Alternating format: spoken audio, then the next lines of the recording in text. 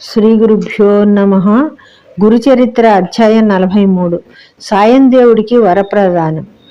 శ్రీ గురువు ఆజ్ఞలు తీసుకొని సాయం దేవుడు భార్యాపుత్రులతో గణకాపురానికి వచ్చేసాడు. వారందరూ శ్రీ గురువుకి నమస్కరించారు. సాయం దేవుడు శ్రీ గురువుకి నమస్కరించి ఆనందాశ్రములు కురిపిస్తూ గురువుని స్తుతించాడు. గురునాథుడు అతనిపై తమ వరదహస్తాన్ని ఉంచాడు. అతని కుమారుడు నాగనాథుణ్ణి కృపాదృష్టితో చూశాడు. ఆనాడు అనంత చతుర్దశి అయినందుకు అనంతుడైనటువంటి భావంతో శ్రీగురుణ్ణి ఆరాధించాడు. శ్రీగురుడు సాయం దేవుడితో అనంత వ్రత మహత్యాన్ని గురించి చెప్తున్నాడు. పాండవులు రాజ్య పరిపాలన చేస్తున్నప్పుడు కౌరవులు మోసం చేసి వాళ్ళని రాజ్యాన్ని అంతటినీ అపహరించారు కదా. అలా రాజ్యాన్ని అపహరించిన తర్వాత ధర్మరాజు ఎంతో విచారిస్తూ శ్రీహరిని ధ్యానిస్తూ ఉన్నాడు. వారి కష్టాలని గుర్తించినటువంటి భక్తవత్సలుడైన నారాయణుడు పాండుకుమారులున్న చోటికి వచ్చాడు. కృష్ణుడి రాకం చూసిన ధర్మరాజు ఆయనకి సాష్టాంగ నమస్కారం చేశాడు. ఆయనకి అర్ఘ్యపాద్యాలు ఇచ్చి భక్తితో పూజించాడు. పరమాత్మ పరంజ్యోతి, నీవే ఉత్పత్తి స్థితులను చేసి చివరకు లయం చేస్తావు. నీవే విశ్వాసానికి ప్రాణమయ్యి అందరినీ రక్షిస్తావు. నీవు స్థూల సూక్ష్మ అణురేణు తృణకాష్టాల్లో కూడా ఉంటావు అని చెప్పేసి అనేక విధాలుగా స్తుతిస్తూ, ఎవరిపై నువ్వు కృప చూపిస్తావో వారికి కష్టాలు అనేటువంటివే ఉండవు. నీవు తప్ప మాకెవరున్నారు? ఇప్పుడు మేము ఎవరితో చెప్పుకోవాలి? నువ్వు మమ్మల్ని ఉపేక్షిస్తే మాకు జీవితం మీద ఆశ ఎలా ఉంటుంది అని అంటాడు. అప్పుడు శ్రీకృష్ణుడు పాండుకుమారులతో మీకు ఒక వ్రతం చెప్తాను, దాంతో మీకు వెంటనే స్వస్థ చిత్తము రాజ్యప్రాప్తి కలుగుతాయి అని చెప్తాడు. వ్రతాల్లోకెల్లా ఉత్తమైనటువంటి వ్రతం అనంత వ్రతం అని ప్రఖ్యాతి చెందింది. దాన్ని మీరు గనక ఆచరించినట్లయితే రాజ్యం ప్రాప్తిస్తుంది అని అంటాడు. అనంతుడని ఎవరిని అంటారో మీకు చెబుతాను. నేను అన్ని చోట్ల ఉంటాను. అనంతుడనే పేరు నాదే. మనసులో సంశయం పెట్టుకోకండి. నేనే అనంతుణ్ణి. బ్రహ్మ విష్ణు మహేశ్వరుల్ని నేనే. విధిపూర్వకంగా పూజించండి. ఈ వ్రతం చేయటం వల్ల మీకు మంచి జరుగుతుంది అని చెప్తాడు. శ్రీకృష్ణుడు ధర్మరాజుతో భాద్రపద మాసంలో శుక్లపక్ష చతుర్దశి రోజు నాడు అనంతుని ఆరాధించాలి.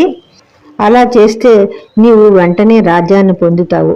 ఇదివరకు ఈ వ్రతాన్ని యుగంలో ఆసీత్పురం అనే ఊళ్ళో సుమంతుడు అనేటువంటి బ్రాహ్మణుడు వశిష్ఠ గోత్రంలో జన్మించాడు. అతని భార్య భృగు కుమార్తె దీక్ష. వీరిద్దరికి సుశీల అనేటువంటి కుమార్తె కలిగింది. కొన్ని రోజులకి సుమంతుని భార్య మరణిస్తుంది. సుశీల తండ్రికి పూజ చేసుకునేటప్పుడు అన్ని అమర్చి చక్కగా భక్తితో పూజ చేసుకుంటూ ఉండేది అన్నమాట. కూతురు ఎంతో ఆనందంగా ఉంటుంది. అయితే తను ఏం చేశాడు, కూతురు ఆలనా పాలనా చూడాలని చెప్పేసి కర్కశ అనే ఆమెని మళ్ళా వివాహం చేసుకున్నాడు. చేసుకుంటే ఆవిడ సుశీల్ని ఎంతో కష్టపెడుతూ ఉండేది. ఈ కర్కశకు సుశీల్ అంటే అసలు ఇష్టము ఉండేది కాదు. అలా ఉండగా ఒక రోజునాడు కౌండిన్య మహర్షి అక్కడికి వచ్చి సుశీలని తనకిమ్మనమని చెప్పేసి కోరతాడు. అంతుడు కౌండిన్యుడికి సుశీలనిచ్చి వివాహం చేస్తాడు. వాళ్ళిద్దరూ చక్కగా ఉంటుంటారు. వీళ్ళని పంపించేయాలని ఆవిడ ఎంతో అనుకుంటుంది. కర్కశ అనుకొని ఎప్పుడు వెళ్ళిపోతారా అని చెప్పేసి చూస్తూ ఉంటుంది. వెళ్ళిపోమని పంపించేయమని చెప్తుంది. సుమంతుడు అంటాడు కదా, ఒక 13 రోజులు వీళ్ళని ఉంచి తర్వాత పంపించేద్దాం అంటాడు. ఈ 13 రోజులు అయిపోయిన తర్వాత అల్లుడికి భోజనానికి బియ్యం గోధుమ పిండి మనమనేసరికల్లా ఆవిడ లోపలికి వెళ్ళి కర్కశ గది తలుపులు వేసేసుకుంటుంది. ఎంత సేపటికి ఆవిడ తలుపు తెరవదు. సుమంతుడు తలని గోడకేసి కొట్టుకుంటాడు. అతని చేయి పట్టుకొని సుశీల యువతరికి తీసుకొచ్చేసి, మేము వెళ్ళిపోతాను నాన్న, మీరేం బాధపడకండి అని చెప్పి తండ్రికి చెప్పేసి వచ్చేస్తుంటుంది.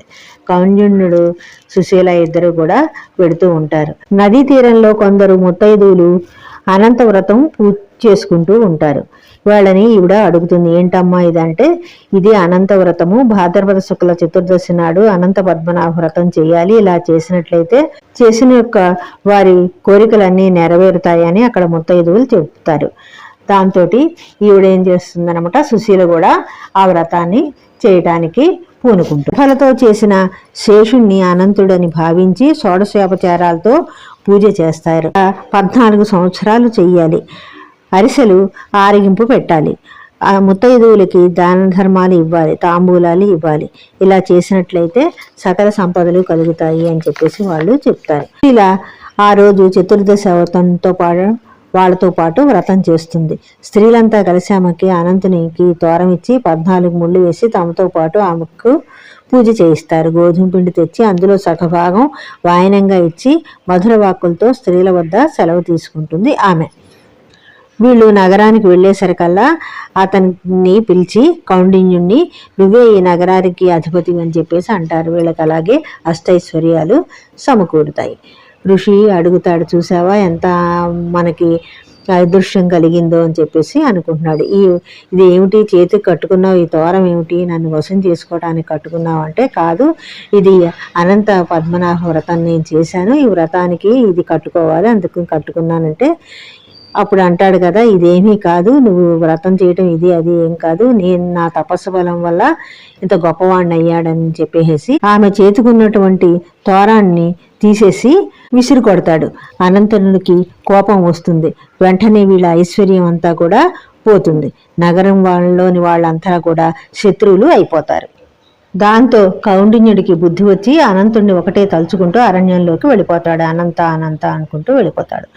అనంతుడికి జాలి కలిగి బ్రాహ్మణ రూపంలో అతనికి ఎదురు వస్తాడు. ఇతనిలాగే శాపం పాలైనటువంటి ఒక ఆవుని, ఒక చెట్టుని, ఒక దూడని ఇలాగా ఎన్నిటిలో అతను చూస్తాడనమాట. చూసి తర్వాత ఎక్కడున్నాడో అనంతుడు అని చెప్పేసి వెళ్ళిపోతూ ఉంటాడు. అతనిలో వచ్చినటువంటి మార్పుకి అనంతుడు ఎంతో సంతోషించి తిరిగి అతనికి సంపదలన్నీ ఇచ్చేస్తాడు. అదే విధంగా దూడ, ఆవు, సరోవరాలు, ఎద్దు వీటి యొక్క పాపాలు కూడా పరిహారము అయిపోతాయి అన్నమాట. శ్రీ గురువులు సాయం దేవుడి చేత అనంత పూజని చేయించారు. 43వ అధ్యాయం సమాప్తం.